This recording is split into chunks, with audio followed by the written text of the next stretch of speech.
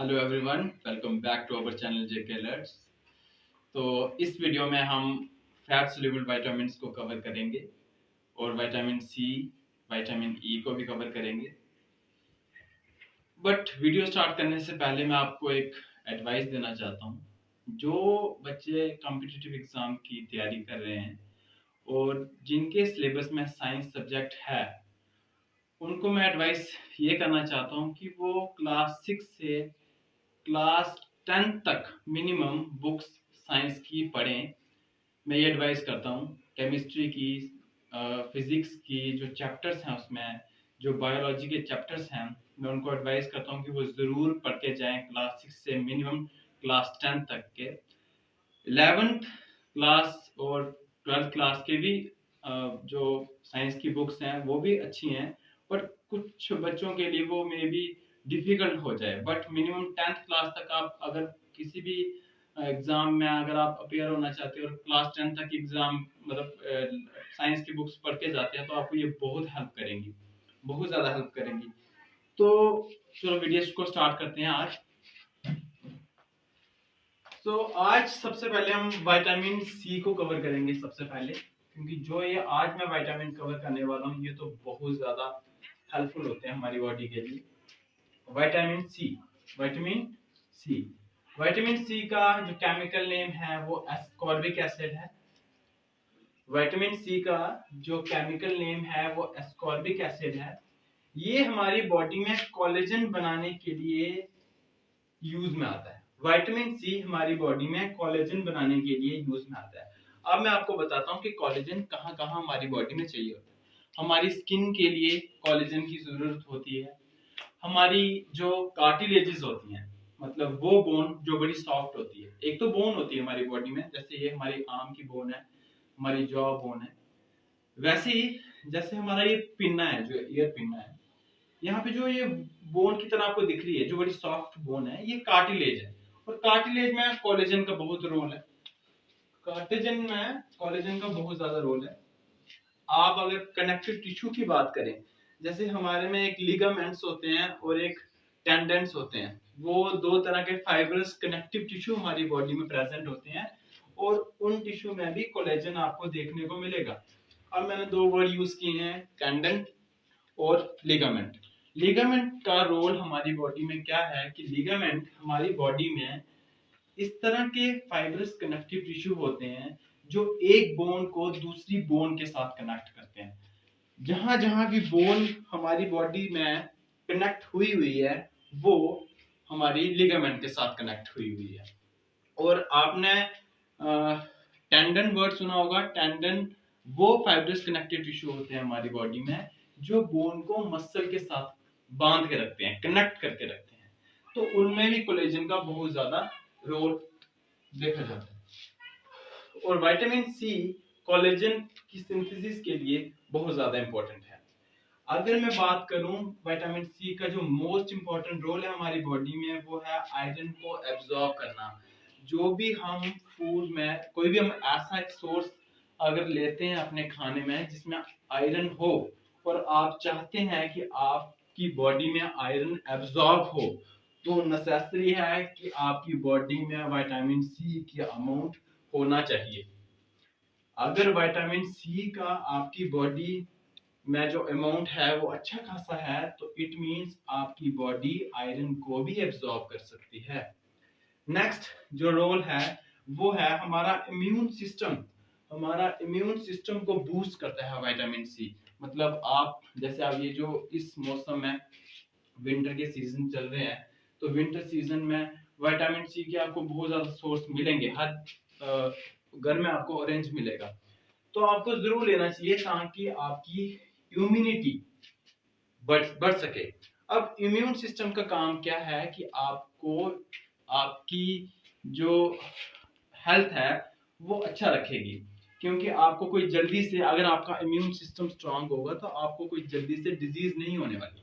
आपको immune system strong करेगा vitamin C.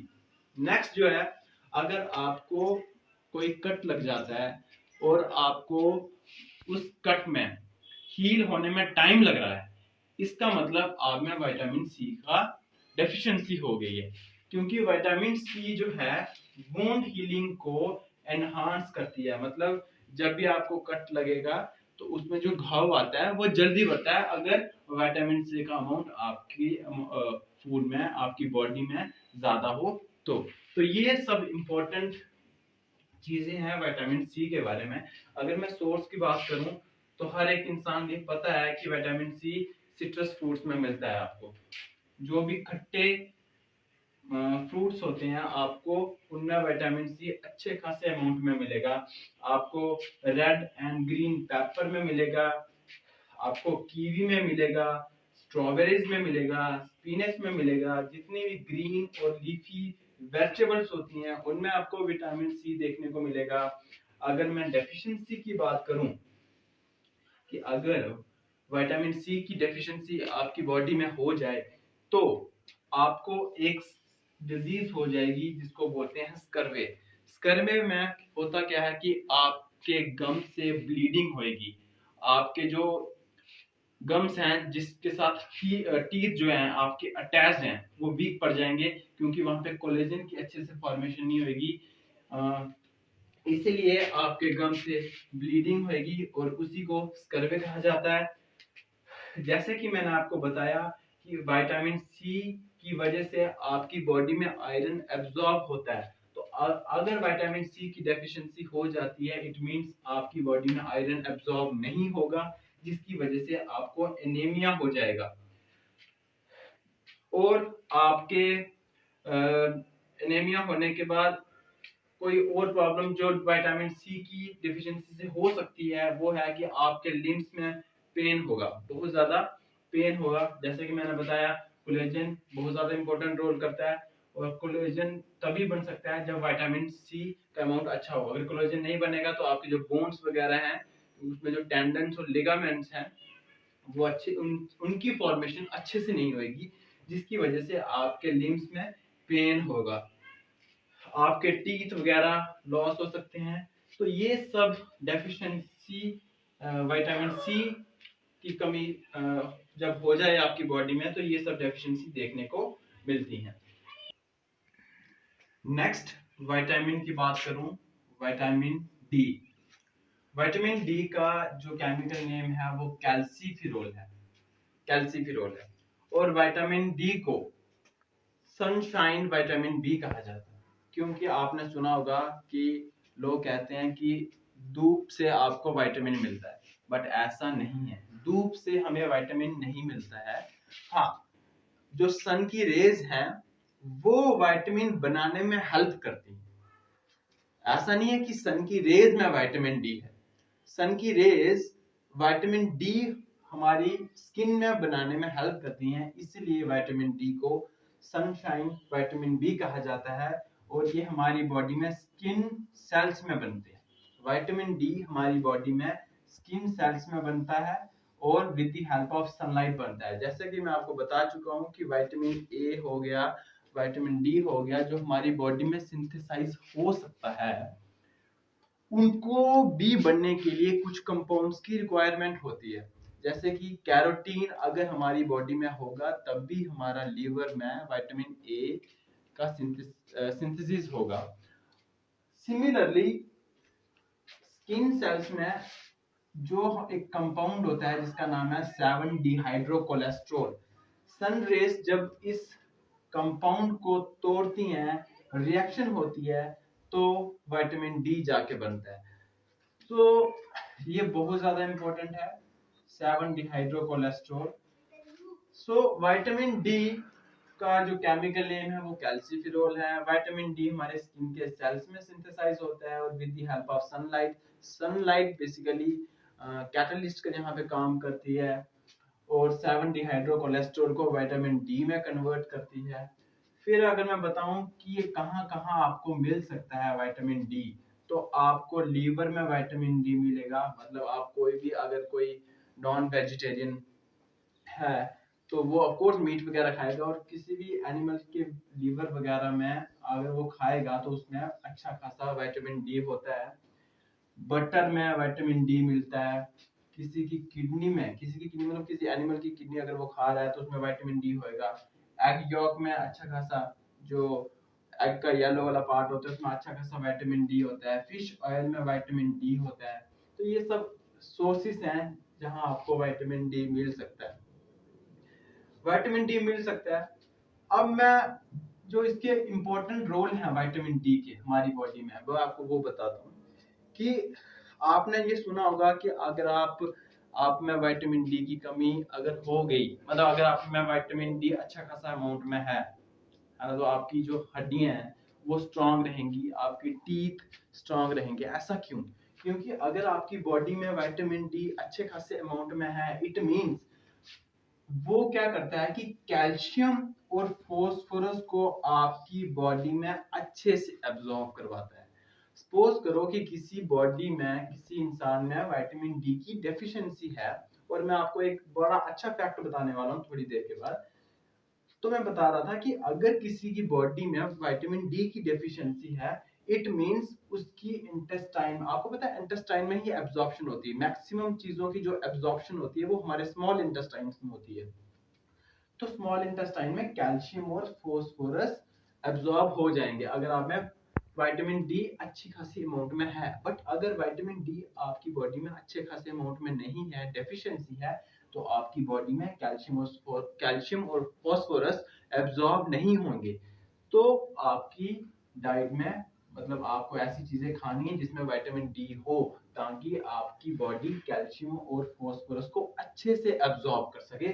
और अगर अच्छे से एब्जॉर्ब कर सकेंगे तो आपको पता है कि जो आपकी हड्डियां हैं वो कैल्शियम फास्फोरस से बनी होती हैं, टीथ जो हैं कैल्शियम फास्फोरस से बने होते हैं, तो आपकी हड्डियां मजबूत रहेंगी, आपके टीथ मजबूत रहेंगे। और विटामिन डी का ये भी रोल है कि ये बोन्स और टीथ में इन मिनरल्स को डिपॉजिट करता है। इन मिनरल्स को बोन्स और टीथ के ऊपर डिपॉजिट करने का काम भी विटामिन डी का है।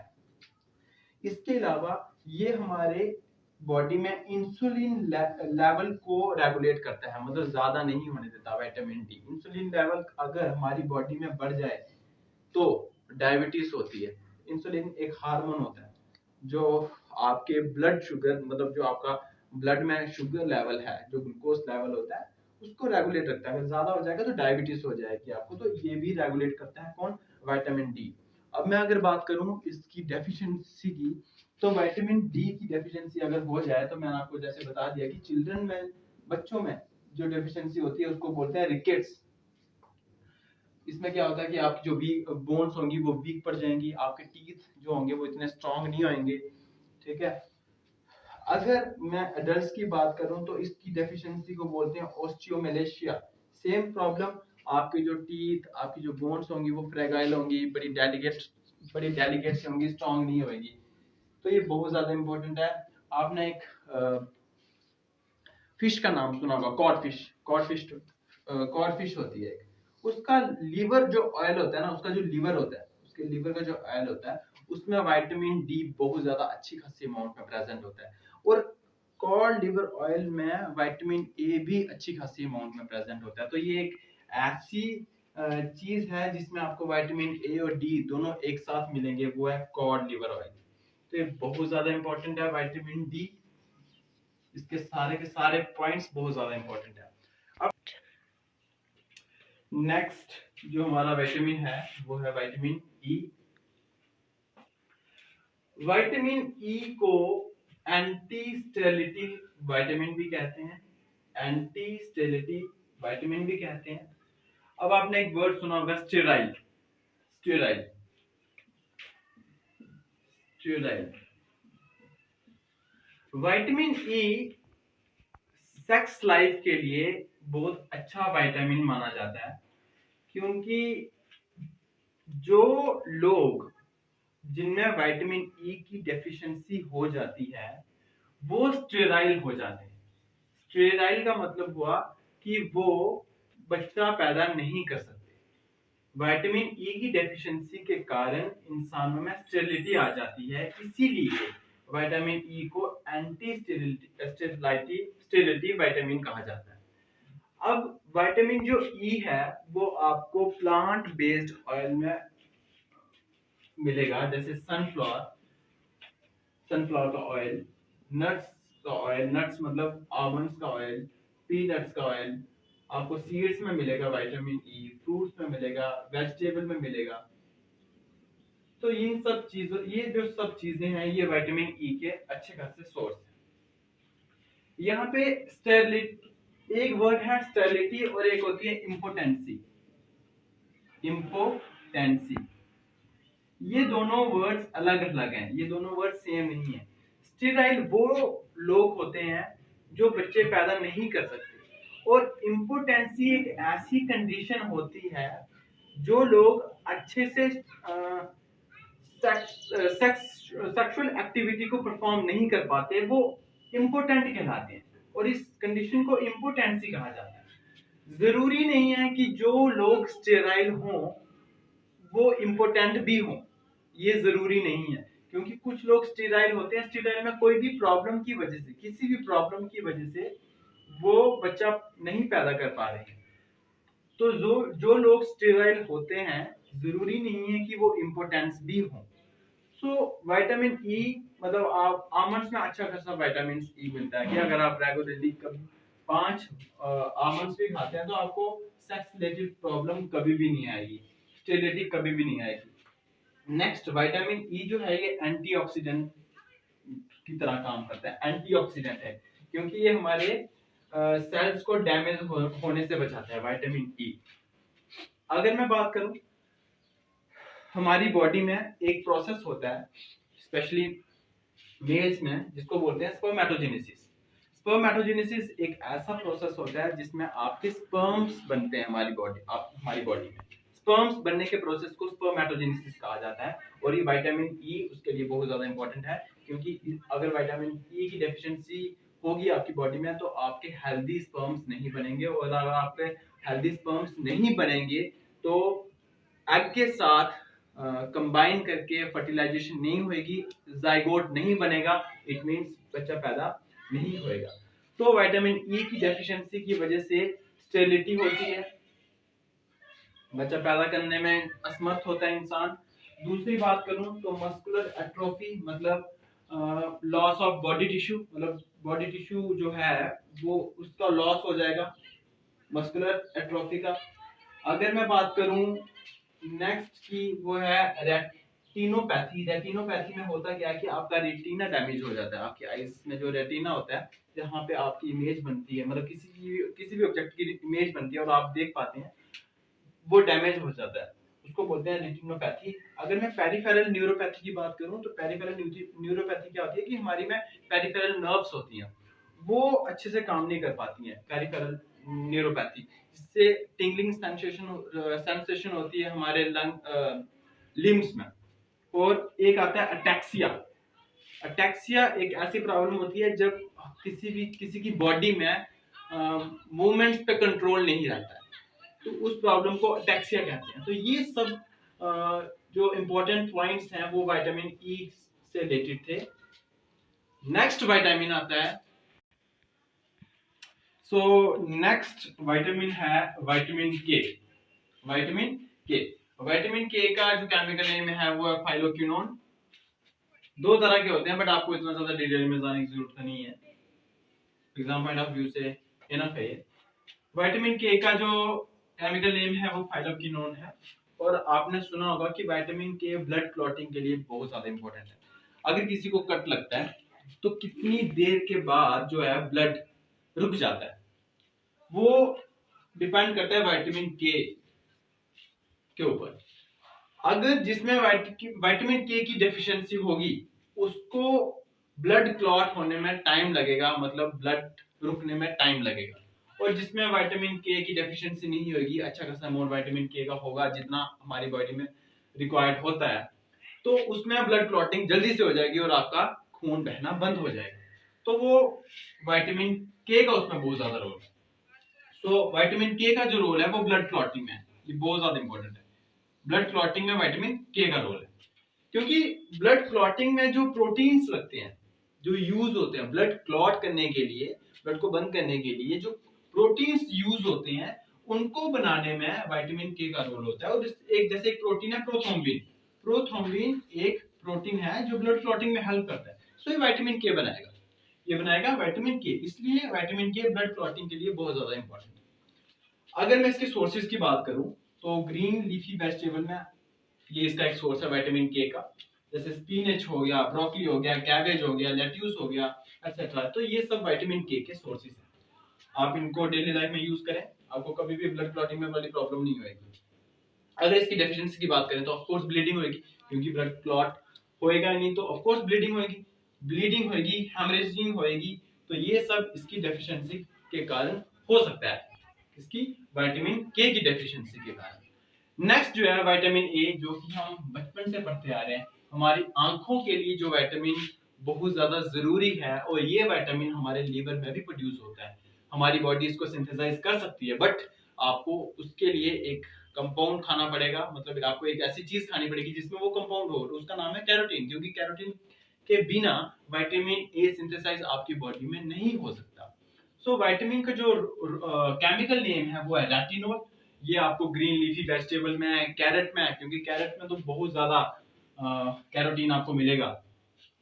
जो राइप येलो फ्रूट्स होते हैं, ये आप मैंने, ये बहुत ज्यादा इंपॉर्टेंट है। जो राइप येलो कलर के फ्रूट्स, पक्के हुए जो येलो कलर के फ्रूट्स होते हैं, उसमें आपको वो आपको जरूर खाने चाहिए, क्योंकि इसमें विटामिन ए, उसमें विटामिन ए नहीं होता है, उसमें कैरोटीन होता है। क्योंकि जैसे पपीता अगर पका हुआ हो तो उसमें कैरोटीन होएगा, तो वो कैरोटीन जब आप कंज्यूम करोगे तो ऑफ कोर्स वो विटामिन ए की सिंथेसिस करने में हेल्प करेगा।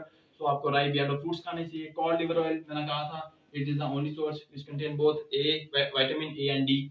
फिर अगर मैं मैंगोस की बात करूं, मीट, फिश की बात करूं, डेयरी प्रोडक्ट्स की बात करूं, तो उन सब में विटामिन ए बहुत ज्यादा इंपॉर्टेंट है। और विटामिन ए का जो रोल है वो हमारी आई साइट को प्रिजर्व करने के लिए है, बहुत ज्यादा एसेंशियल है हमारी आई साइट को प्रिजर्व करने के लिए विटामिन ए।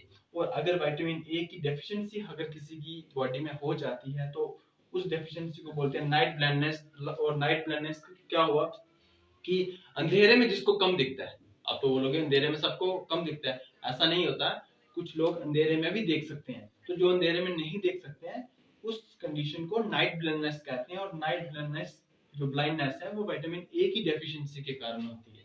तो ये जो सब विटामिन हमने अच्छे से कवर किए हैं, ये हमारा आज जो विटामिन का टॉपिक है ये खत्म होता है। हमने हर एक विटामिन अच्छे से कवर किया है, उसके सारे रिलेटेड पॉइंट्स जो एग्जाम पॉइंट ऑफ व्यू से आपको पता होना चाहिए, और ऐसे भी आपको पता होना चाहिए आपकी जनरल अंडरस्टैंडिंग के लिए, तो हमने सब कवर की है।